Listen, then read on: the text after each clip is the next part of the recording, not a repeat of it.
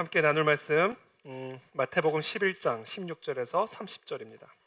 저부터 읽겠습니다. 이 세대를 무엇으로 비유할까? 비유하건대 아이들이 장터에 앉아 제 동물을 불러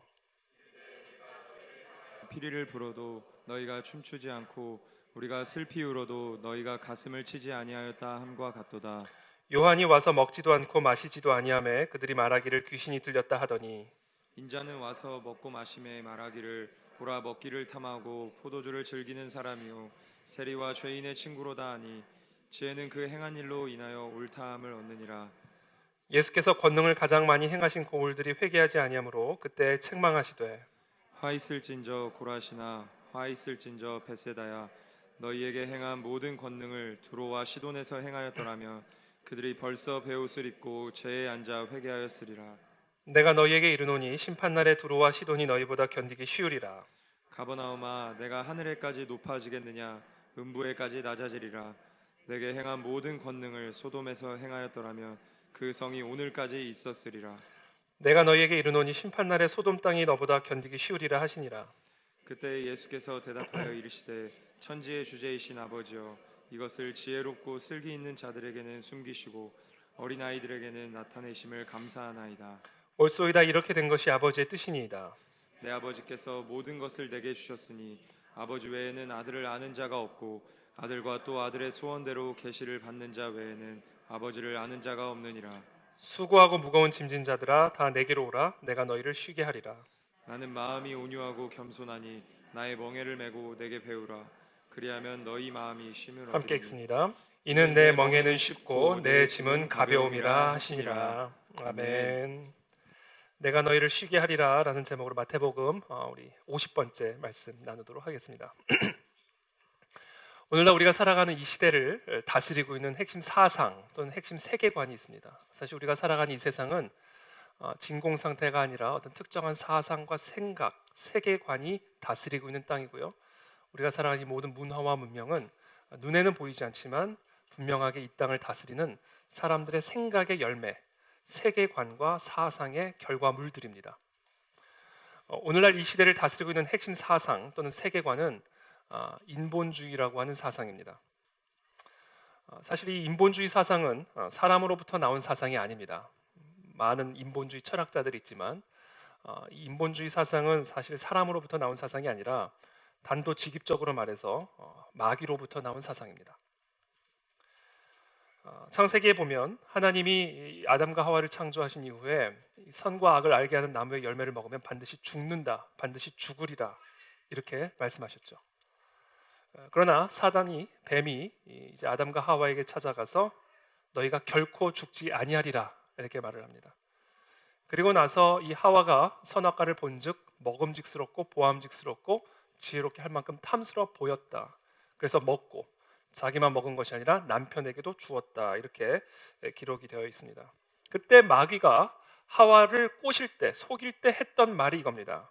그것을 먹는 날에는 죽는 게 아니라 너희 눈이 밝아져 하나님처럼 된다라고 얘기했어요. 그걸 먹으면 죽는 게 아니라 하나님처럼 되어서 너도 하나님처럼 무엇이 선하고 악한지를 네가 직접 하나님의 자리에 서서 하나님처럼 판단하고 결정할 수 있다라는 것이죠. 인본주의 사상의 핵심은 너희가 하나님처럼 되라는 이야기입니다. 하나님처럼 되어서 무엇이 선하고 악한지를 너희가 직접 하나님처럼 판단하고 하나님처럼 결정하라. 이것이 바로 태초의 마귀가 아담과 하와에게 불어넣었던 바로 그 사상이고 그 사상이 오늘날 이 시대를 다스리는 핵심 사상입니다. 이와 같은 인본주의 사상은 필연적으로 어떤 열매를 맺는데 이 인본주의 사상의 필연적인 결과물이 무엇이냐면 하나님에 대한 무관심입니다. 내가 스스로 하나님처럼 되었기 때문에 이와 같은 인본주의 사상은 필연적으로 하나님에 대한 무관심을 만들어냅니다. 자기 자신에 대한 관심만을 가지고 살아가게 만드는 것이죠. 여러분 혹시 ASMR이라고 들어보셨어요? ASMR. 이게 긴 영어 단어의 준말인데요. 이게 뭐냐면 청각, 주로 청각이나 시각적 자극을 통해서 마음의 안정과 쾌락을 경험하는 것을 말합니다. 그것을 이제 ASMR이라고 이야기를 합니다. 어떤 청각을 통해, 어떤 시각을 통해, 시각적 자극을 통해서 마음의 안정과 쾌감을 경험하는 거예요. 요사이 이 ASMR을 사용한 유튜버들이 이 인터넷상에서 엄청난 인기를 누리고 있습니다. 예를 들어서 이런 거죠. 고성능 마이크가 설치된 테이블 위에 짜장면과 짬뽕과 팔보채와 탕수육이 쫙 펼쳐져 있습니다. 그리고 그것을 그냥 먹어요. 그리고 그 먹는 소리가 고성능 마이크를 통해 울려 퍼집니다. 그걸 그냥 보는 거예요. 그리고 그걸 그냥 듣는 거예요. 그러면서 마음의 안정과 쾌감을 경험하는 거죠. 그것을 먹는데요. 후루룩 쩝쩝 이 소리가 방을 울려요. 특별히 클라이막스는 이 단무지를 씹을 때, 단무지를 씹는데 그 사각 소리가 그냥 침샘을 자극을 하는데 그 청아한 그 소리죠. 사각. 여러분, 이 먹방 유튜브 방송의 정기 구독자 수가 보통이 100만 명에서 200만 명이 넘습니다. 그 프로도 많더라고요, 보니까. 저도 가끔씩 외로울 때 보는데 정기 구독자 수가 100만 명, 200만 명이 넘어요. 근데 지금 현재 우리 그 안에 진리교회 정기 구독자 수가 몇 명인지 아세요? 이제 간신히 840명을 넘겼습니다. 제가 자괴감을 느꼈어요. 아니, 이 강단에서 선포되어진 이 하나님의 말씀이 그 사각사각거리는 그 단무지 씹는 소리보다도 못한가, 자괴감이 느껴졌어요. 아무리 들여다봐도 10명 오르는 게 그렇게 오래 걸려요. 혹시 아직 구독하지 않으신 분들은 구독하시길 축복합니다. 사람들은요, 제가 그것을 보면서 뭐를 생각했냐면 하나님의 말씀보다, 하나님의 입에서 나오는 소리보다 세상의 소리, 사람의 소리에 더 관심을 갖고 더 많은 귀를 기울입니다. 사람들은 하나님의 소리에 별 관심이 없습니다. 어떻게 이럴 수가 있을까? 그 이유는 이겁니다. 인간이 하나님과 같은 존재가 돼버렸기 때문에 그래요. 인간이 스스로 하나님처럼 높아져 버렸기 때문에, 하나님과 같은 존재가 되어버렸기 때문에 세상 사람들에게 하나님의 말씀은 인간의, 스스로 하나님처럼 되어버린 이 인간의 단무지 씹는 소리보다도 못한 소리가 돼버린 거예요. 왜? 인간이 스스로 하나님처럼 되어버렸기 때문에. 나를 기쁘게 해주고, 나에게 안정감을 가져다주고, 나에게 쾌감을 가져다주는 그 소리가 살아계신 하나님의 소리보다 더 가치가 있고 더 귀를 기울이게 되는 거예요. 왜? 사람이 하나님이 됐기 때문에 그렇습니다.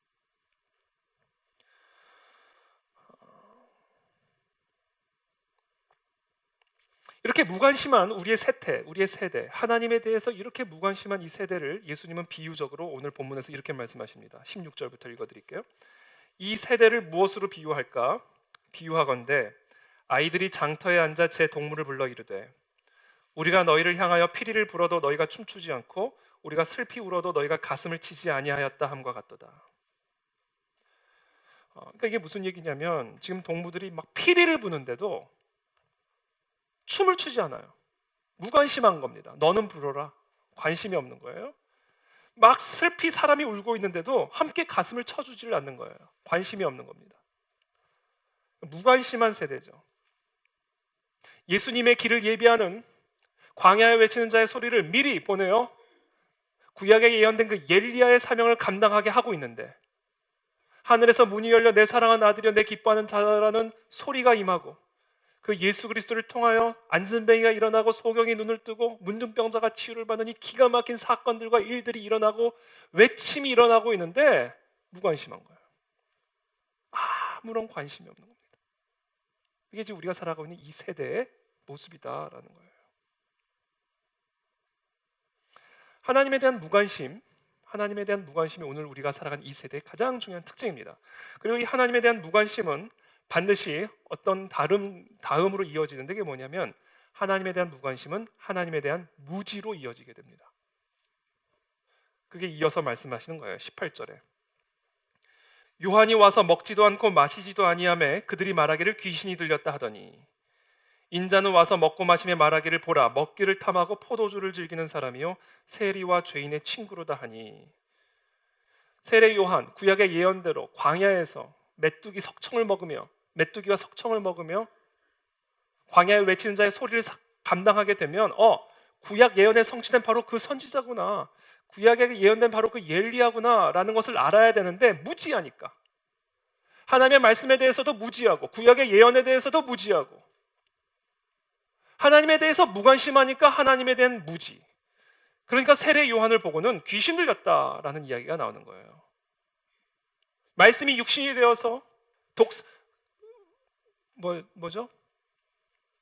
처녀에게서 잉태된 독생자, 성령으로 잉태된 독생자 예수 그리스도를 보고는 세리와 죄인들과 함께 금식일 날, 율법으로 정한 금식일 날 밥을 먹고 있으니까 저 세리와 죄인들의 친구다, 저 더러운 인간이다, 죄인이다, 귀신 들렸다. 그러니까 이게 하나님에 대한 무관심은 하나님에 대한 무지로 이어지고 하나님에 대한 무지로 이와 같은 반응을 보이는 것이 바로 오늘날 우리가 사는 이 세대의 특징인 거예요. 그런데 이 하나님에 대한 무관심은 하나님에 대한 무지로 이어지고요. 그 다음에 이 하나님에 대한 무지는 필연적으로 하나님이 창조하신 이 세상을 무법지대로 만들어버립니다. 하나님에 대한 무관심이 하나님에 대한 무지로, 이 하나님에 대한 무지가 이 세상을 무법지대로 만듭니다. 이것이 삼무예요. 삼무. 데살로니가 후서 2장에 보면 우리가 살아가고 있는 이 세대를 불법의 비밀이 활동하고 있는 시대로 표현을 합니다. 불법의 비밀. 여기서 사용된 헬라어 단어가 아노미아인데요. 이 아노미아라는 단어는 엄밀하게 번역을 하면 불법이 아니라 무법입니다. 무법. 불법은 있는 법을 어긴 것이죠. 그러나 무법은 법의 존재 자체를 인정하지 않는 거예요. 그런 법이 어디 있느냐? 법의 존재 자체를 인정하지 않는 것이 아노미아. 바로 그 무법이 다스리는 세대가 우리가 살아가고 있는 시대다라는 거예요. 예를 들어서 오늘날 전 세계에서 펼쳐지고 있는 이 동성애나 낙태와 관련된 논쟁의 본질은 그것이 옳으냐 그르냐의 문제가 아닙니다. 그것을 옳고 그르다라는 따지는 것, 옳고 그름을 따지는 것 자체가 옳으냐가 논쟁의 본질이에요. 그것이 과연 옳으냐 그르냐가 논쟁의 본질이 아니라 그것에 관하여 옳고 그름을 따지는 것 자체가 옳으냐가 이 땅의 논쟁의 본질입니다. 무엇을 기준으로 그것을 옳고 그르고 판단하느냐, 무엇이 기준이냐. 그런 식으로 이 옳고 그름의 기준을 허물어 버림으로써 음란을 사랑으로, 살인을 인권으로 포장되는 무법지대가 이루어져 가는 거예요. 이게 우리가 살아가는 이 시대의, 이 세대의 모습이다. 이처럼 하나님, 절대자에 대한 무관심은 절대자에 대한 무지로 이어지고, 절대자에 대한 무지는 그 절대자가 부여한 절대적인 진리와 절대적인 윤리와 절대적인 법에 대한 무지로 이어져 이 세상을 무법지대로 만들어간다. 그것이 우리가 살아가고 있는 이 세대고, 오늘 본문에서 예수님이 비유적으로 말씀하시는 이 세대의 모습이다. 그리고 그와 같은 세대의 결과는 재앙이다라는 겁니다. 재앙. 하나님께서는 이 바벨론 포로로 끌려가게 될 이 남유다 백성들을 향하여 이렇게 말씀하십니다. 땅이여 들으라. 내가 이 백성에게 재앙을 내리리니 이것이 그들의 뭐의 결과라고 말씀하시냐면 생각의 결과라 이렇게 말씀하십니다. 어떤 생각이냐면 그들이 내 말을 듣지 아니하며 내 율법을 거절하였음이니라. 하나님에게 무관심하여 하나님에 대한 무지로 이어지고 이 하나님에 대한 무지가 결국은 재앙을 일으킨다라는 거예요. 하나님을 떠난 생각, 하나님에 대한 무관심한 생각이 결국은 이 땅에 재앙을 일으키는 결과를 만들어낸다라는 것이죠. 하나님에 대한 무관심이 하나님의 말씀에 대한 무지로 이 무지가 무법지대를 만들어간다. 물론 여러분 인본주의라고 전부 다 잘못되거나 나쁜 것은 아닙니다. 이 인본주의라는 이 단어 사상 자체는 엄청나게 넓은 스펙트럼을 가지고 있어요. 그래서 이 인본주의 안에는 사람을 사랑하고 사람을 존귀하게 여기고자 하는 아주 고귀한 정신도 있습니다.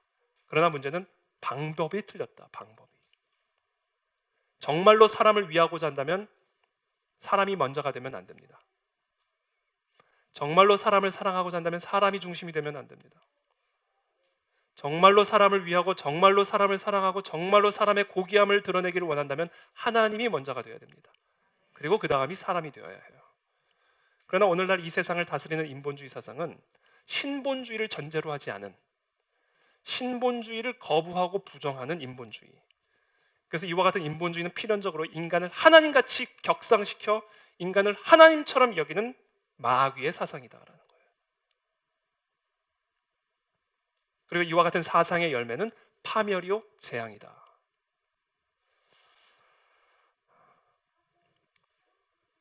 그렇기 때문에 저와 여러분들이 오늘날 이 시대, 이 세대 속에서 이미 우리에게 임한 이 재앙, 이미 우리에게 임한 이 고통의 문제를 해결하고 우리 개인의 삶의 회복과 우리 개인의 삶의 치유와 이 나라 이 민족의 회복과 이 땅 가운데 하나님의 나라가 통치가 임하는 그 부흥과 영적 각성을 위해서 저와 여러분들이 해야 할 단 하나의 일이 있다면 그것은 뭐다? 여호와를 아는 일에 힘을 쓰는 일입니다. 여호와를 아는 일에 힘을 쓰는 거예요. 여호와께로 돌아와 그 여호와를 힘써 알아야 됩니다.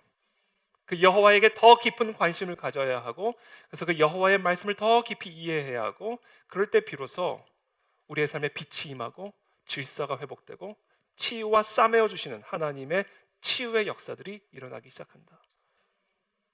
이것만이 길입니다. 이것만이 길. 그래서 여러분, 이 세상에서 여호와의 말씀을 듣는 일보다 더 위대한 일은 없습니다. 여호와의 말씀을 듣는 소리보다 더 위대한, 여호와의 말씀을 선포하는 소리보다 더 위대한 일은 없어요. 사각사각 단부지 소리는 듣기는 좋을지 모르지만 여호와 하나님의 말씀이 선포되고 그 말씀을 듣는 이 소리가 이 세상을 살리고 저와 여러분을 살리는 생명임을 믿으시기를 축복합니다. 그렇다면 어떻게 우리는 여호와께로 돌아와 그 여호와를 아는 일에 힘을 쓸 수 있을까요? 어떻게 하면 우리는 그 여호와께로 돌아와 여호와 하나님의 말씀을 아는 일에 힘을 쓸 수 있을까요? 어떻게? 하나님에게 전혀 관심이 없는 이 세대 속에서 정말 하나님의 말씀에는 아무런 관심이 없는 이 세대를 여호와께로 돌아오게 하는 이 사명을 우리가 감당할 수 있을까요? 많은 사람들은 기적을 보여주면 이 땅에 하나님에게 관심이 없는 사람들이 하나님께로 돌아올 거라고 생각합니다. 저 지금 강남역 한복판에서 기적을 일으키면 사람들이 여호와께로 구름대처럼 몰려 들어올 거라고 생각해요. 여호와의 말씀을 공부하기 시작하고 여호와를 아는 일에 힘을 쓸 거라고 생각합니다. 정말 그럴까요? 갈 길을 잃었을 때 갑자기 불기둥이 나타나 우리의 갈 길을 인도해주고, 죄를 지으면 하루에 수십 명이 한꺼번에 죽어나가서 죄에 대한 경각심을 불러일으키면, 그러면 사람들이 여호와께로 돌아오는 일들이 일어날까요? 출애굽기는 우리가 꿈꾸는 바로 그런 세상에 대한 기록입니다. 그 놀라운 기적을 본 이스라엘 백성들이 여호와께로 돌아갔습니까? 여호와께로 돌아오기는커녕 여호와로부터 돌아섰습니다. 홍해를 갈라지는 것을 본 이자들이 황금 우상을 짓고 그 앞에 이자가 우리를 구원하였다. 이자가 이 신이 우리를 이곳으로 인도해내었다. 절을 하고 경배를 합니다. 여리고성을 무너뜨리는 하나님의 기적을 경험한 자들이 가나안 땅보다는 차라리 애굽으로 돌아가서 거기서 죽는 게 낫겠다라며 무서워서 못 들어가겠다고 난리를 칩니다. 여러분, 출애굽기는 하나님이 행하실 수 있는 이 기적의 무한함을 보여주신과 동시에 기적의 한계를 보여주고 있는 거예요. 하나님은 못하실 일이 없어요. 그러나 그 기적으로도 사람을 여호와께 돌아오게 하는 일을 못하셨어요. 그 기적이 사람으로 하면 여호와께 돌아오기는커녕 오히려 여호와로부터 돌아서게 만들었다. 아니, 어떻게 홍해가 갈라지는 것을 보고도, 어떻게 여리고가 무너지는 것을 보고도, 어떻게 저 하늘에서 배고플 때마다 메추라기와 만나가, 저도 압니다. 잠시 잊어버렸을 뿐이에요. 그러나 감사합니다. 제가 이게 순간순간 까먹어요. 만나가 떨어지고, 그것을 본 자가 어떻게 여호와를 배반하고 여호와를 거역하고 여호와로부터 돌아설 수가 있냐는 거예요. 근데 그게 출애굽기의 기록이에요. 이것은 무엇을 의미합니까? 기적으로 여호와께 돌아올 수 없다. 기적을 일으킨다고, 기적을 보여준다고, 이 자리에서 안진뱅이가 일어난다고 여호와께로 돌아오는 일이 아니다. 그래서 예수님은 이 세대, 하나님에 대해 전혀 관심이 없고 그래서 하나님에게 무지하고 그래서 무법지대가 되어버린 이 세대를 살아가는 사람들 속에 대하여 주님이 이렇게 책망하시죠. 20절입니다. 예수께서 권능을 가장 많이 행하신 고울들이 회개하지 아니하므로 그때 책망하시되. 여러분, 하나님에 대해 아무런 관심도 없고 그래서 하나님에 대해 완전히 무지한 그 고울들에 들어가셔서 권능을 행하셨는데 회개를 안 해요. 회개를.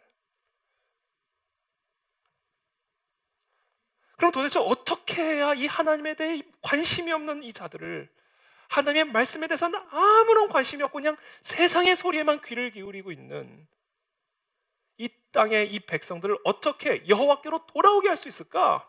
책망과 심판의 메시지뿐입니다.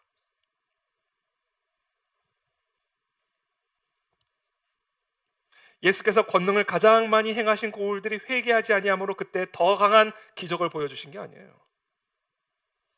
책망하여 이르시되. 여러분, 하나님에게 관심이 없는 자를 하나님께로 돌아오게 하는 하나님의 방법, 하나님에 대하여 무지한 자들에게 하나님을 가르쳐 주시는 하나님의 방법이 뭔지 아세요? 심판입니다. 하나님의 심판의 메시지를 선포하게 하십니다. 화 있을진저 21절에 화 있을진저 고라시나 화 있을진저 벳세다야. 화를 선언하시죠. 하나님에 대하여 무지하고 하나님에 대하여 무관심한, 그래서 이 무법의 삶을 살아가고 있는 이 고울 이 땅의 백성들을 향하여 하나님은 화를 선언하십니다. 화를 선포하시는 거예요. 하나님의 심판을 예언하고 계시고 하나님의 심판의 메시지를 선포하고 계십니다. 이것이 여호와에게 무관심하고 여호와를 무지한, 여호와에 대하여 무지한 이 땅의 백성들을 여호와께로 돌아오게 하시는 하나님의 방법이에요. 그래서 세례 요한을 보내셔서 한 첫 마디, 회개하라.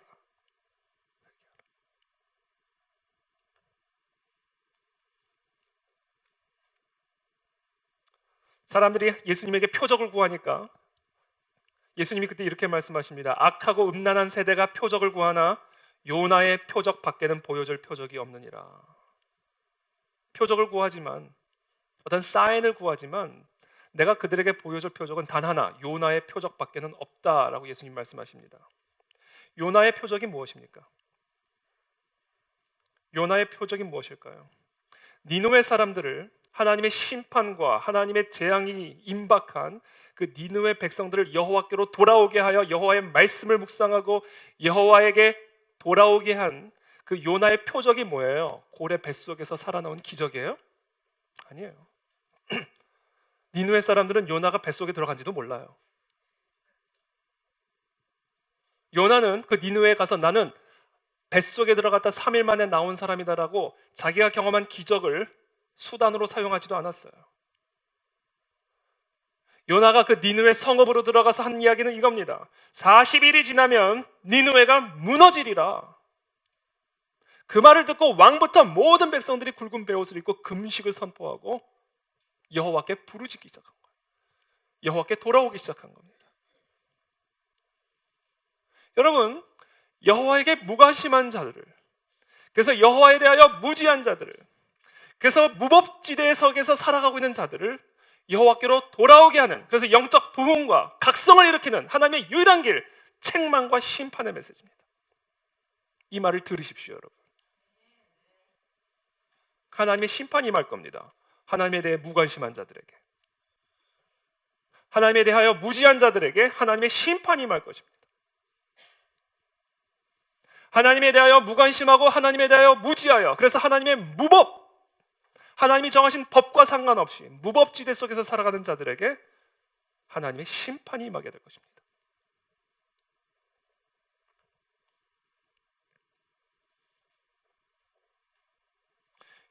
여호와께 무관심한 이 세대를 깨워서 여호와께로 돌아오게 하는 하나님의 방법, 그것은 철저한 회개, 죄의 각성을 촉구하는 메시지입니다. 저는 오늘 이 메시지가 저와 여러분의 심령에 뿌리를 내리기를 축복합니다. 그때 우리는 비로소 여호와께로 돌아오게 됩니다. 진정한 부흥과 진정한 영적 깨어남, 영적 각성, 영적 회복, 살아남과 치유는 죄에 대한 각성에서부터 시작이 돼요. 내 안에 나도 모르게 깊이 뿌리를 내리고 있고 그냥 나와 한 몸이 되어버린 이 죄가 어느 순간부터 배설물처럼 여겨지기 시작하고 고통스럽게 느껴지기 시작하고 이 죄로 말미암아 내 안에 하나님의 심판이 임박하였고 아니 이미 심판이 임했음을 깨달아 고통하며 통곡하는 이 죄에 대한 각성이 일어날 때 비로소 우리가 살아나고 회복됩니다. 저는 이 시간 여기 계신 저와 여러분들 안에 그와 같은 하나님의 각성이 저와 여러분들 심령 속에서 일어나게 되기를 축복합니다. 아, 이것이 죄구나. 그리고 이 죄로 말미암아 하나님의 심판이 내게 임한 것이구나. 이 두려움이 우리를 사로잡아야 돼요. 그때 비로소 우리는 여호와께로 돌아갑니다. 그때 비로소 여호와의 말씀으로 돌아갑니다. 그리고 그때 그 순간부터 우리는 회복이 되고 살아나고 치유되어지는 천국을 경험하게 된다. 천국.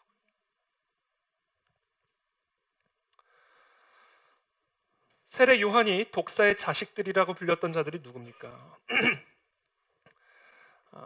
이방 사람들이 아니라 바리새인과 사두개인들이었어요. 오늘날로 따지면 교회 바깥의 사람이 아니라 교회 안의 사람들이었습니다. 교회 안의 사람들 가운데서도 교회 지도자들이었습니다. 가장 율법적이고 가장 기도 생활에 힘썼던 그들에게 예수님은 회개를 촉구하셨어요.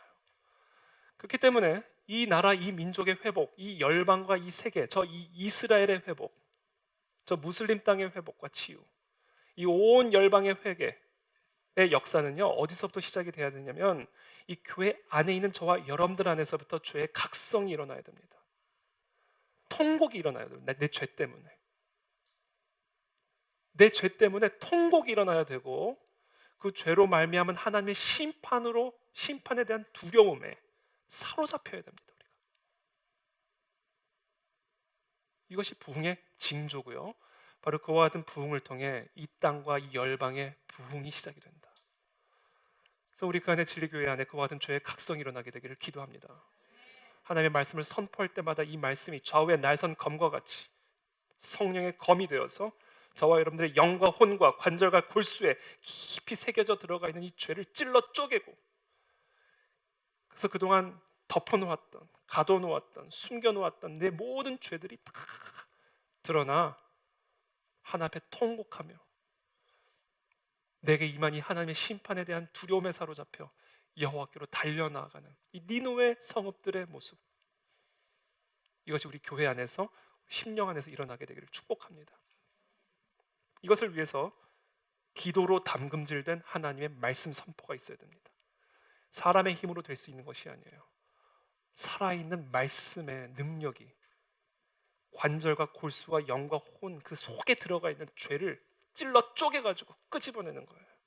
이건 사람의 말로 될 수 있는 게 아닙니다. 그래서 저와 여러분들이 저를 위해서 기도해 주셔야 된다. 하나님의 말씀을 대언하는 모든 대언자들을 위해서 기도해야 합니다. 그 말씀이 성령의 검이 되도록, 그래서 죄의 찔림이 일어나도록, 그래서 통곡이 일어나도록, 그래서 여호와께로 돌아가는 일들이 일어나도록, 그 모든 역사가 기도로 담금질된 말씀 선포에서 시작이 된다. 이것이 바로 주님이 오시는 길을 예비하는 일이에요. 주님의 길을 예비했던 세례 요한의 외침은 딱 하나예요. 회개하라. 천국이 왔다. 천국이 오는 길이 뭐예요? 회개예요. 저와 여러분들의 삶에 하나님의 나라가 임하는 그 길이 뭐예요? 회개예요. 회개하는 자에게 하나님의 나라가 임합니다. 회개하는 교회에게 하나님의 나라가 임합니다. 회개하는 나라와 민족과 니느웨 성읍에 하나님의 나라가 임하는 거예요. 왜? 회개는 예수 그리스도가 오는 길을 예비하는, 그 길을 만드는 대로기 때문에 그래요. 예수님은 회개라는 길을 통해 우리 가운데 들어오십니다.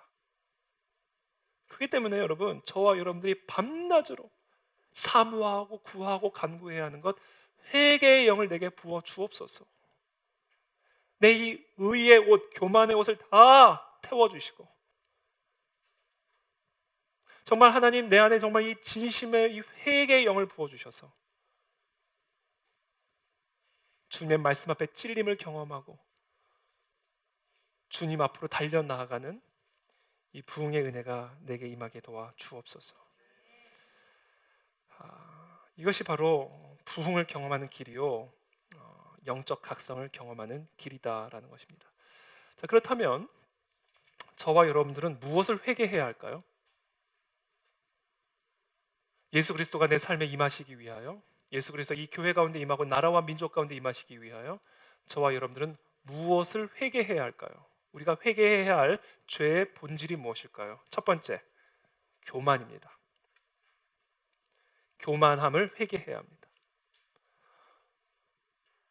저와 여러분들 안에 있는 모든 교만함이 오늘 이 시간 하나님의 말씀으로 찔림을 받게 되기를 축복합니다. 예수님은 이 세대, 이 성읍들 안에 있었던 이 죄의 본질을 23절에서 이렇게 말씀하십니다. 가버나움아, 네가 하늘에까지 높아지겠느냐? 음부에까지 낮아지리라. 이 세대의 죄를 지적하신 다음에 그 죄에 대한 하나님의 심판을 말씀하시는 거예요. 네가 하늘에까지 높아지겠느냐? 그래, 내가 너를 땅 밑으로까지 내리리라. 교만함입니다. 교만함. 오늘 이 아침에 우리 모두는 이 교만함을 회개해야 합니다. 교만함으로 애통해야 합니다. 여러분, 교만함이란 뭘까요? 오늘 예수님의 이 말씀 그대로요. 가버나움아, 네가 하늘에까지 높아지겠느냐?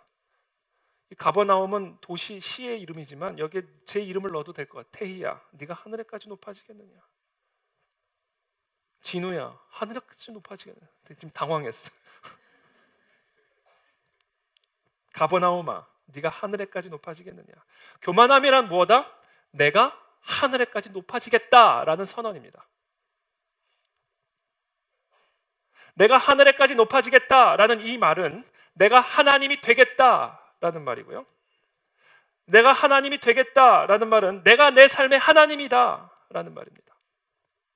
내가 내 삶의 주인이요, 내가 내 삶의 왕이다라는 선언이에요. 이게 교만함입니다. 그리고 이와 같은 교만함은 다음과 같은 선언으로 이어집니다. 그러므로 내 삶은 내가 책임진다. 왜? 내가 내 삶의 왕이요 하나님이니까. 그러므로 내 자식은 내가 지킨다. 그러므로 내 기업은 내가 운영한다. 내가 내 삶, 그리고 내 삶과 관련된 모든 것을 책임진다. 이게 교만함이에요. 이게 내가 하늘과 같이 높아지겠다. 그래서 내가 하나님이 되겠다. 그래서 내 삶에 내가 하나님이 되고 내 인생에 내가 왕이 되고 내 인생에 내가 주권자가 되어 내 삶을 내가 책임지겠다 라는 이 태도가 교만함입니다. 그것을 역으로 말을 하면 내가 내 삶을 책임지려고 하는 태도는 겉으로 보기에는 책임감이 있는 것처럼 보이고 열정이 있는 것처럼 보이지만 아니에요. 내가 내 삶을 책임지려는 그 태도의 배후에는 내가 내 삶의 주인이요, 내가 내 삶의 하나님이다라는 고백이 있는 것이고요. 그 고백의 뿌리에는 내가 하늘에까지 높아지겠다라는 선언이 있는 겁니다. 이 죄를 회개해야 돼요. 그렇지 않으면 산산조각 음부까지 무너지고 깨어집니다. 내가 내 삶을 책임지려고 했다가는, 내가 내 삶의 왕이 되고 주권자가 되어 내 삶을 내가 책임지려고 했다가는 산산조각 음부에까지 떨어지고 조각나는 인생이 됩니다. 이것이 지금 주님이 우리에게 경고하시는 심판의 메시지예요.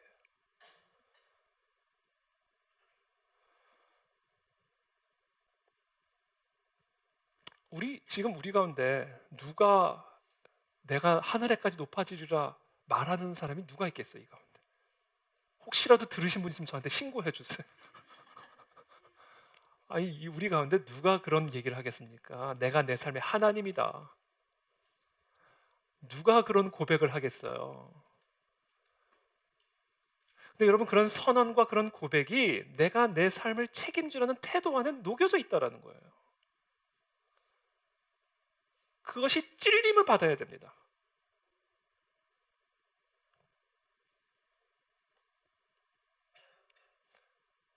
그래서 이 이사야서 14장에 보면 이런 말씀이 있어요. 너 아침의 아들 계명성이여. 스타죠, 스타. 어찌 그리 하늘에서 떨어졌으며 너 열국을 엎은 자여 어찌 그리 땅에 찍혔는고. 어떻게 이런 일이 있을 수 있을까? 스타인데, 스타가 하늘에서 떨어져요. 열국을 엎을 수 있는 힘이 있는데 어째서 땅에 찍혔어요? 어떻게 이런 일이 일어난 줄 아세요? 왜 이런 일이 도대체 일어나는지 아세요? 네가 네 마음에 이르기를 내가 하늘에 올라 하나님의 뭇별 위에 내가 자리를 높이리라. 내가 북극 지폐 산 위에 앉으리라.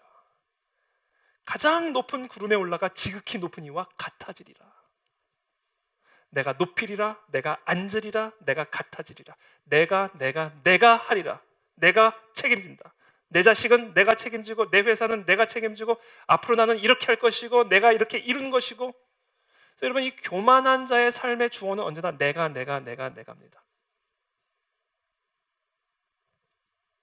그래서 오늘 예수님 말씀하시는 네가 하늘에까지 높아지겠느냐? 그래, 내가 너를 땅에 박히게 하리라. 산산조각 완전히 부셔뜨리리라. 그러니까 여러분, 내가 내 삶을 책임지려고 하는 태도는요, 하나님에 대한 거역이고 하나님에 대한 도전이고 하나님을 하나님의 자리에서 내쫓는 일이에요. 그러니까 두려움은 죄예요. 불안함은 죄예요. 염려와 근심은 그래서 죄예요. 왜? 내가 내 삶의 하나님이 되어버린 것이기 때문에.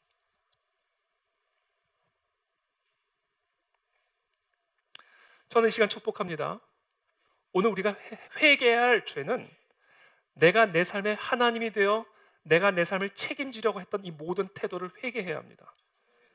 그리고 내 삶의 모든 주도권을, 내 삶의 모든 왕권을 완전히 하나님께 이양해 드려야 됩니다. 이것이 오늘 우리가 해야 할 회개예요.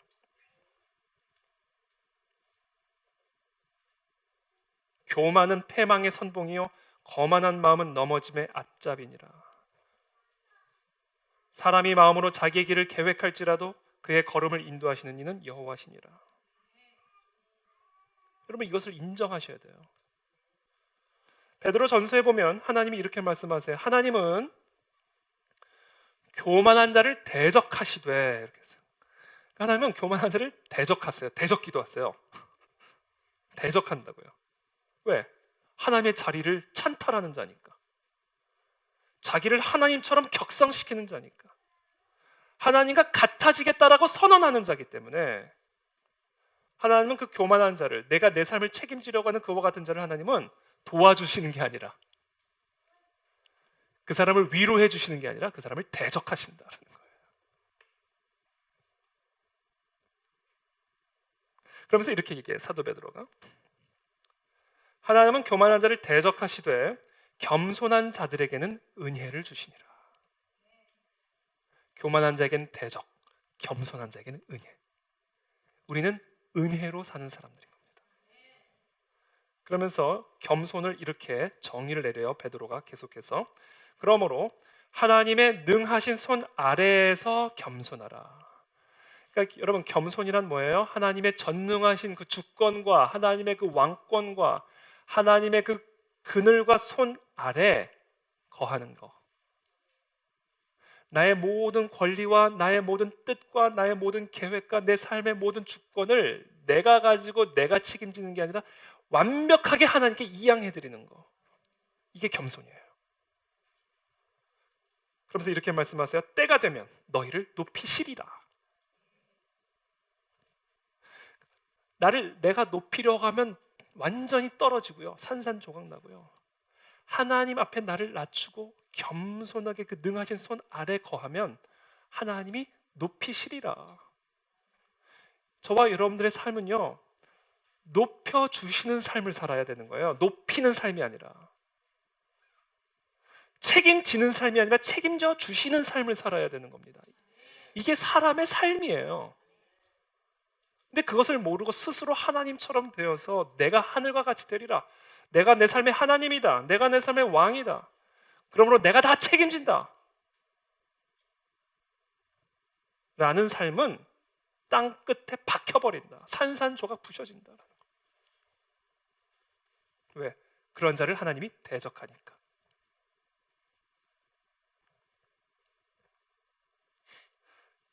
너의 행사를 여호와께 맡기라, 이게 겸손입니다. 저는 오늘 시간 축복합니다. 저와 여러분들 모든 행사를 완벽하게 여호와께 맡기십시오. 이게 겸손이에요. 그리하면 네가 경영하는 것이 이루어지리라. 이루는 게 아니에요. 이루어지는 거예요. 우리는 이루는 삶을 사는 게 아니에요. 이루어지는 삶을 살아가는 겁니다. 네 길을 여호와께 맡기라. 그를 의지하면 그가 이루시고 내 의를 빛같이 나타내시며 내 공의를 정오의 빛같이 하시리로다. 그러면서 이렇게 말씀하세요. 여호와 앞에 잠잠하고 참고 기다리라. 진실로 악을 행하는 자들은 끊어질 것이나 여호와를 소망하는 자들은 땅을 차지하리로다. 바로 이와 같은 삶으로 돌아오게 되기를 축복합니다. 이게 저와 여러분들이 오늘 이 아침에 회개해야 할 죄입니다.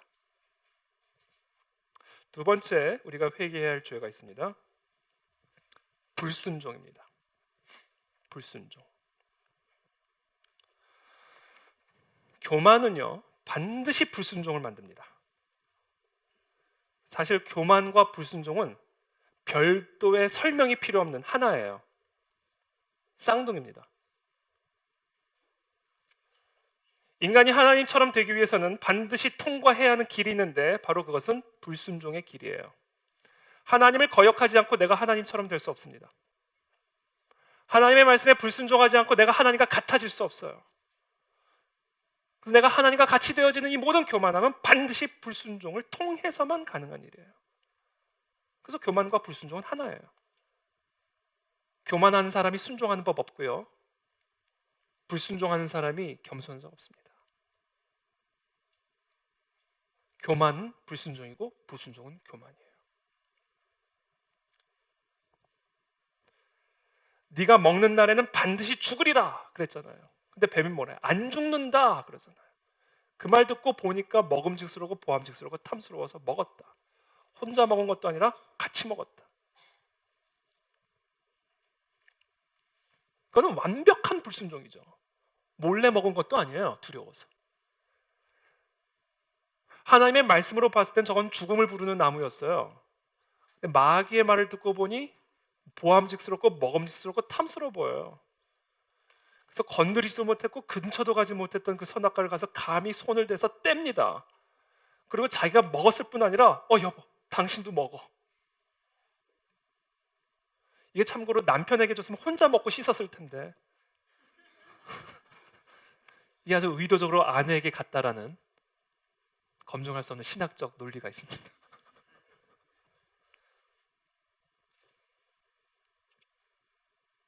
그리고 나서 이 부부에게, 이 가정에게, 그리고 이 땅에게 임한 그 하나님의 심판을 보세요.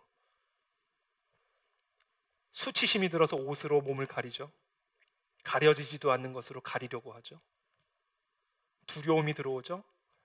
남편은 당신이 준 여자가 먹겠습니다. 관계 파괴되죠. 임신하는 고통이 더해지죠. 땅이 저주를 받아서 심한 노동을 해야 먹고 살 수 있는 고통이 주어지죠. 불순종의 대가입니다. 불순종은 반드시 심판을 부릅니다. 왜냐하면 하나님을 거역하고 하나님을 대적하는 일이기 때문에. 내가 하나님처럼 되겠다라는 선언이기 때문에. 하나님의 말씀을 내 뜻으로 대체한 일이기 때문에. 하나님의 뜻을 내 욕망으로 대체하는 일이기 때문에 불순종은 필연적으로 하나님의 심판을 불러 음부에까지 낮아지는 심판을 경험하게 됩니다. 우리는 그래서 이 불순종으로부터 돌아와야 돼요. 요나를 보세요. 니느웨로 가라. 근데 참 재밌어요, 표현이. 그러나 요나는 다시스로 갔어요. 여러분, 니느웨보다 다시스는요 훨씬 더 길어요. 멀어요. 뱃삭도 훨씬 많이 듭니다. 근데 그걸 가요. 그래서 결국은 어디로 가요? 물고기 뱃속으로 들어가죠. 가기는 어디를 가요? 결국 물고기 뱃속으로 들어가잖아요. 참고로 19세기에 실제로 고래 뱃속에 들어갔다 나온 어부 이야기가 있습니다. 실제로. 거기에 모두 위액이나 이것 때문에 머리가 다 빠지고요. 피부색이 완전히 탈색이 돼가지고 하얗게 돼서 나왔대요. 요나도 분명히 그렇게 됐을 거라고. 머리털 다 빠지고, 머리털이 얼마나 소중한지 아세요? 남자들에게. 근데 그거 다 빠져. 피부색이 얼마나 중요해요. 피부 다 탈색돼가지고 그냥 밀가루처럼 돼가지고 나온 거예요. 평생을. 뭐 그렇게 살았을 거예요. 여러분 머리털 뽑힌다니까요. 불순종하면. 하나님의 심판 받아보세요. 피부색도 달라져요. 요나.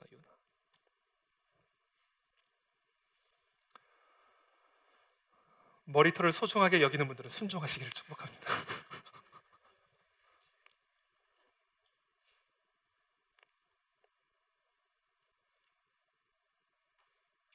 사무엘상 15장 한번 찾아보시겠어요? 사무엘상 15장. 우리가 잘 아는 또 말씀인데.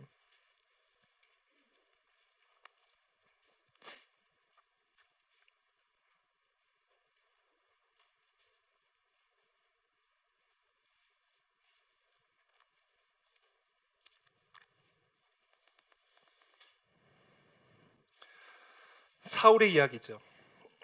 하나님의 명령이 임합니다. 15장 3절에 지금 가서 아말렉을 쳐서 그들의 모든 소유를 남기지 말고 진멸하되 남녀와 소아와 젖 먹는 아이와 우양과 낙타와 나귀를 죽이라 하셨나이다. 이 하나님의 말씀을 듣고는 사울이 9절에 8절부터 읽어드릴게요. 아말렉 사람의 왕 아각을 사로잡고 칼날로 그의 모든 백성을 진멸하였으되 사울과 백성이 아각과 그의 양과 소의 가장 좋은 것 또는 기름진 것과 어린 양과 모든 좋은 것을 남기고 진멸하기를 즐겨 아니하고 보암직스럽고 먹음직스럽고 지혜롭게 할 만큼 탐스러워 보이는 것들을 진멸하기를 즐겨하지 아니하고 보암직스럽지도 않고 먹음직스럽지도 않고 탐스러워 보이지도 않는 가치 없고 하찮은 것은 진멸하니라. 그러자 하나님이 사무엘을 통해서 말씀하십니다. 22절입니다. 사무엘이 이르되 여호와께서 번제와 다른 제사를 그의 목소리를 청종하는 것을 좋아하신 같이 좋아하시겠나이까? 순종이 제사보다 낫고 듣는 것이 수량의 기름보다 나으니 이는 거역하는 것은 점치는 죄와 같고 완고한 것은 사신 우상에게 절하는 죄와 같음이라. 왕이 여호와의 말씀을 버렸으므로 여호와께서도 왕을 버려 왕이 되지 못하게 하셨나이다. 심판이죠. 이게 하나님의 말씀을 불순종하는 자들에게 임하시는 심판입니다. 태초에 말씀이 계시니 그 말씀은 곧 하나님이시니라. 그 말씀이 육신이 되어서 오신 분이 예수 그리스도. 그러므로 이 하나님의 말씀에 대한 태도는 곧 하나님에 대한 태도, 하나님의 말씀을 밟는 태도는 하나님의 이름을 밟는 태도. 그렇기 때문에 그 자들은 하나님의 심판을 받는다.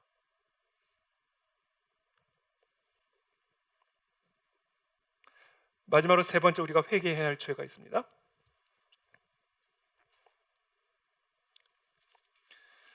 그것은 바로 우상 숭배의 죄입니다.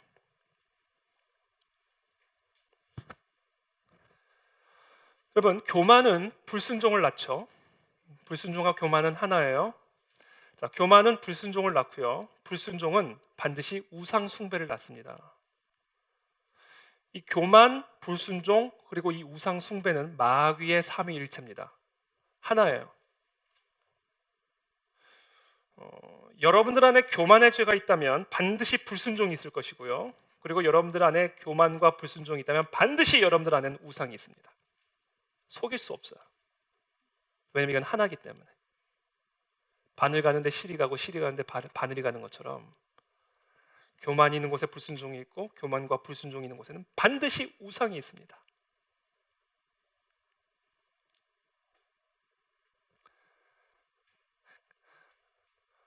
우상은요, 스스로 하나님처럼 되어버린 모든 인간들의 필수품이에요. 누구나 다 갖고 있습니다. 스스로 하나님처럼 되어버린 모든 인간들이 갖고 있는 필수품이 우상이에요. 여러분, 인간이라는 존재는 피조물이기 때문에 하나님이 되어서도 안 되고 될 수도 없는 존재입니다. 그런 피조물이 하나님을 거역하고 스스로 하나님의 자리에 앉아 하나님처럼 하나님의 행세를 하고 있으니 본능적으로 하나님이 필요해요. 우리는 본능적으로. 그러나 자신이 하나님처럼 되어버렸기 때문에, 자신이 하나님의 자리에 앉아버렸기 때문에 하나님은 필요하지만 하나님 대신에, 하나님이 아닌 다른 것으로 하나님을 삼을 수밖에 없게 되는 거예요. 한마디로 얘기하면 하나님의 대체품을 찾을 수밖에 없게 되는 거예요. 왜? 내가 하나님이 됐기 때문에. 그러나 내가 하나님이 될 수도 없고 되어서도 안 되는 존재이기 때문에. 그래서 우리는 필연적으로, 본능적으로 하나님 역할을 할 수 있는 대체품을 찾게 됩니다. 그게 바로 우상이에요. 우상.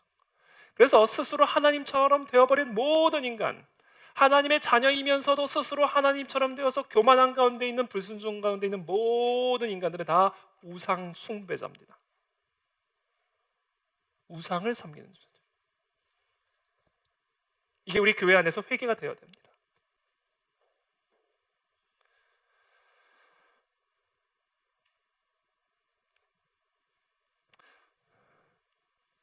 이 우상의 특징이 있습니다. 몇 가지 특징이 있는데, 이 우상의 특징은 첫 번째는 사람의 손으로 만들었어요. 사람이 필요했기 때문에 사람의 손으로 만든 겁니다. 시편 115편에 보면 그들의 우상들은 은과 금이요 사람이 손으로 만든 것이라. 이게 우상의 특징이에요. 사람의 손으로 만들었어요. 제가 일본에 한번 갔는데, 일본에 제가 몇 차례 설교 때도 나누었던 이야기지만, 일본에 갔더니 우상들이 그렇게 많아요. 곳곳에 우상 단지들이 있습니다. 조그만 집처럼 만들어가지고요. 조그만 함인데 집 같아요. 꼭 지붕도 있고요, 대문도 있어요. 근데 그냥 조그만 이런 캐비넷 같은 거예요. 근데 그 안에 보니까 향을 펴놓고선 그 안에 시커먼 돌로 고양이상을 이렇게, 고양이가 이렇게 앙 이러고 있어요. 고양이가. 그리고 그 앞에 향을 펴놨는데 그 앞에는 이 고양이가 먹을 수 있는 식사를 해놨습니다. 그리고 그것을 관리를 하는 사람이 있더라고요. 그래서 수시로 와서 향도 바꿔주고 그 앞에 음식도 바꿔줍니다. 나중에 거기 선교사님에게, 거기 목사님에게 여쭤봤더니 그 목사님 뭐라고 얘기하냐면, 여기는 임신을 시켜주는 우상이래요. 임신, 아기가 필요한 자들 우상. 그래서 아기를 원하는 자들, 임신이 잘 안 되는 분들이 와서 그 고양이상 앞에서 절을 하는 거예요. 그리고 또 다른 데를 갔는데 거기에 또 골목에 또 무슨 그런 비슷한 우상단지들이 있어요. 거기도 또 비슷한 그런 돌상 비슷한 게 있어요. 향도 피워놓고. 또 목사님에게 여쭤봤어요. 그 목사님 이건 또 무슨 우상입니까? 그랬더니 그분이 얘기하기를, 이 우상은 승진을 도와주는 우상이래요. 그러니까 승진이 필요한 사람은 이제 거기 가서 번지수를 잘 찾아가야 되는 거예요.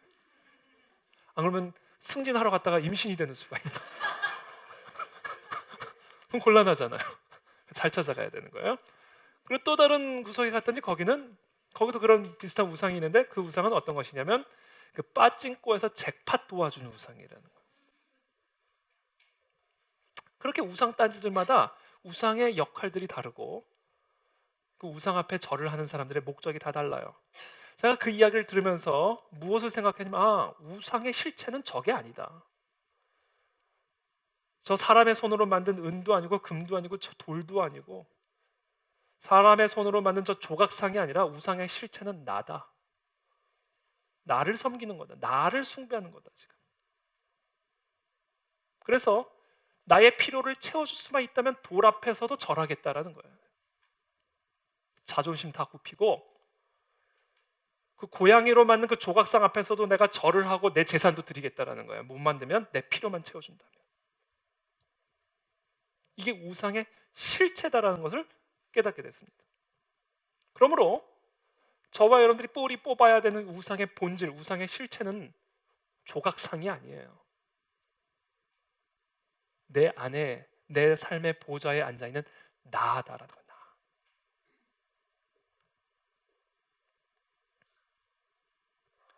내가 나 자신을 섬기기 위해 내가 의존하는 모든 게 다 우상입니다. 내가 나 자신을 만족시키고, 내가 나 자신을 기쁘게 하고, 내가 나 자신을 보호하고, 내가 나 자신을 평안하기 위해서 내가 의지하고 의존하고 사랑하는 목적을 두고 있는 그 모든 것들이 다 우상이에요. 여러분을 위해 여러분들이 자식을 의지하고 있다면 자식은 여러분들의 우상입니다. 여러분들을 위해 세상의 어떤 성과나 업적을 의지하고 있다면 그것이 여러분들의 우상이에요. 건강, 재물, 권력, 인정, 그것을 여러분을 위해서 그것을 의존하고 의지하고 있고, 그래서 그것이 여러분들의 삶의 목적이 되고 중심이 되었다면, 그래서 그것을 위해서라면 거짓과도 타협하고, 그것을 위해서라면 조각상 앞에서도 절하겠다 한다면, 그것을 위해서라면 여호와 하나님의 이름도 팔 수 있다면, 그게 여러분들의 우상이다라는 것이죠. 두 번째, 이 우상의 더 심각한 특징이 있는데요. 시편 115편을 한번 좀 이번에 펴보시겠어요? 시편 115편 5절입니다.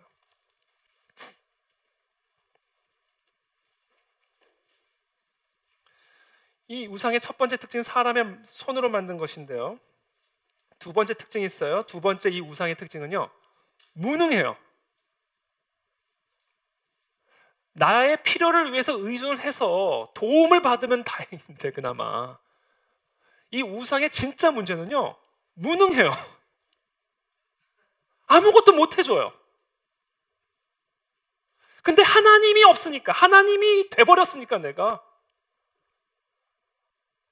의지할 수 있는 하나님이 없어져 버린 거 아니에요. 그러니까 하나님이 될 수도 없고, 심지어 내 손으로 만든 아무것도 할 수 없는 그 무능한 우상을 신으로 섬기는 거예요.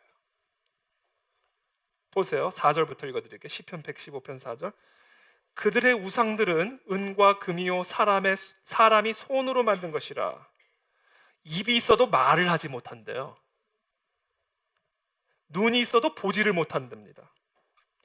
귀가 있어도 듣지를 못하고, 코가 있어도 냄새를 맡지 못하고, 손이 있어도 만지지 못하고, 발이 있어도 걷지 못하고, 목구멍이 있어도 작은 소리조차 내지 못하는 게 우상입니다, 여러분. 그러니까 여러분들이 여러분들의 필요를 위하여, 여러분들의 안녕을 위하여 의존하고 의지하는 건요, 여러분들을 위해서 아무것도 할 수 없는 거예요.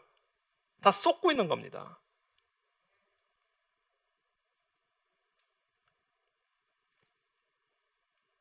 세 번째, 이와 같은 우상을 섬기는 자, 사람의 손으로 만들었고, 그래서 사람보다도 못한, 아무것도 할 수 없는 이 무능한 우상을 섬기는 자들에게서 나타나는 특징이 있는데요, 우상처럼 돼버려요. 우상처럼 돼버려요. 우상과 내가 하나가 됩니다. 입이 있어도 말을 하지 못하는 우상을 섬기잖아요. 그렇게 입이 있어도 말을 못하는 자가 돼요. 말을 하면 이상한 소리가 나오는 거죠. 눈이 있어도 보지 못하는 우상을 그렇게 섬기잖아요. 그럼 자기도 그 우상처럼 눈이 있어도 보지 못하는, 만물의 하나님의 신성이 분명히 보여 나타남에도 불구하고 피조물을 조물주보다 더 섬기는.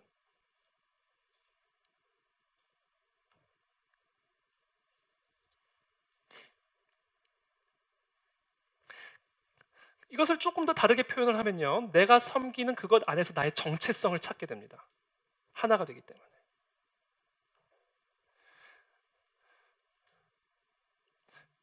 우상이 곧 내가 되고, 내가 곧 우상이 되어버리기 때문에 그 우상은 나는 누구인가, 나의 정체성을 규정지어 버려요. 그래서 내가, 예를 들면 내가 돈을 의지하잖아요. 그럼 돈과 나는 하나가 됩니다.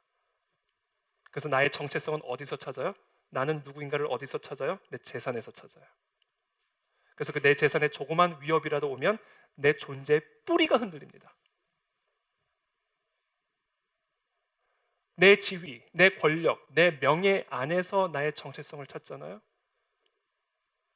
그러면 그것에 조그마한 위협이라도 오면 내 존재 자체가 흔들려 버리는 거죠. 왜냐하면 내가 섬기는 그 우상과 내가 하나가 되어 내가 누구인가를 그 우상 안에서 찾기 때문에 그래요.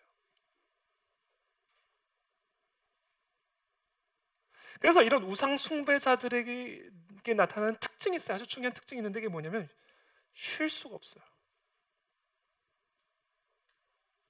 쉴 수가 없어요. 안식을 누릴 수가 없어요. 제가 다 얘기했잖아요. 이 무능한 우상을 신처럼 여기니 쉼이 있겠냐고요. 본인이 정작 온 하늘과 땅의 모든 권세를 가지신, 온 땅을 창조하신 하나님의 자리에 본인이 앉아 있으니, 그리고는 모든 피조물들을 자기를 섬겨줄 수 있는 우상이라고 규정하고 그 우상을 섬기니 그 마음에 어떤 안식이 있을 수 있겠으며, 그 마음 안에 어떤 쉼이 있을 수 있겠냐고요. 그래서 오늘 예수님 말씀하시는 거예요. 수고하고 무거운 짐진 자들아, 다 내게로 오라. 이게 오늘 예수님의 메시지입니다. 이게 세례 요한이 회개하라, 천국이 가까이 왔느니라의 예수님 메시지 해설이에요. 스스로 하나님처럼 되어서 자신의 인생의 주인이 되고 자신의 인생의 하나님이 되어서 스스로가 자신의 삶을 책임지려고 하지만, 그러나 하나님이 본능적으로 필요하기에 하나님이 아닌 것을 하나님으로 여겨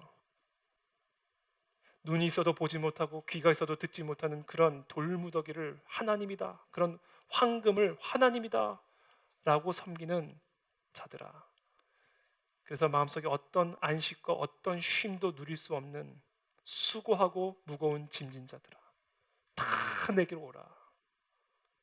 내가 너희를 쉬게 하리라. 너의 그 보좌에서 내려오거라. 너의 모든 주권을 나에게로 가져오너라. 그게 너가 메어야 할 유일한 멍에다라는 거예요. 그거 하나면 된다라는 거예요. 그러니까 예수 그리스도의 멍에 외에 너희가 쥐고 있는, 너희가 채우고 있는, 스스로 붙들고 있는 모든 멍에들을 다 끊어내고 예수께로 나와 멍에를 맺어. 나만을 섬겨라. 나 외에 다른 신을 두지 말라. 나만을 예배하고 나의 말에만 청종하라. 나의 모든 능하신 손 아래에서 때가 되는 그 순간까지 기다리고 참고 잠잠하라. 내가 너를 높이리라. 내가 너에게 쉼을 주리라. 주님만을 예배할지어다. 이게 예수님의 말씀이에요. 이는 내 멍에는 쉽고 내 짐은 가벼움이라. 여러분들의 삶에 어떤 무게가 있더라도, 여러분들의 삶에 어떤 짐이 있을지라도 저와 여러분들이 예수 그리스도와만 멍에를 매면 어떤 짐도 가볍습니다. 어떤 무거운 짐도 능히 감당할 수 있어요. 왜? 온 하늘과 땅의 권세를 가진 그리스도와 내가 하나가 되었기 때문에. 그 여호와께로, 그 그리스도께로 돌아오시게 되기를 축복합니다. 이것이 오늘 예수님이 저와 여러분들에게 주시는 메시지고, 이것이 우리가 회개해야 할 주입니다. 오늘 시간 함께 기도하며 나가기를 원하는데요.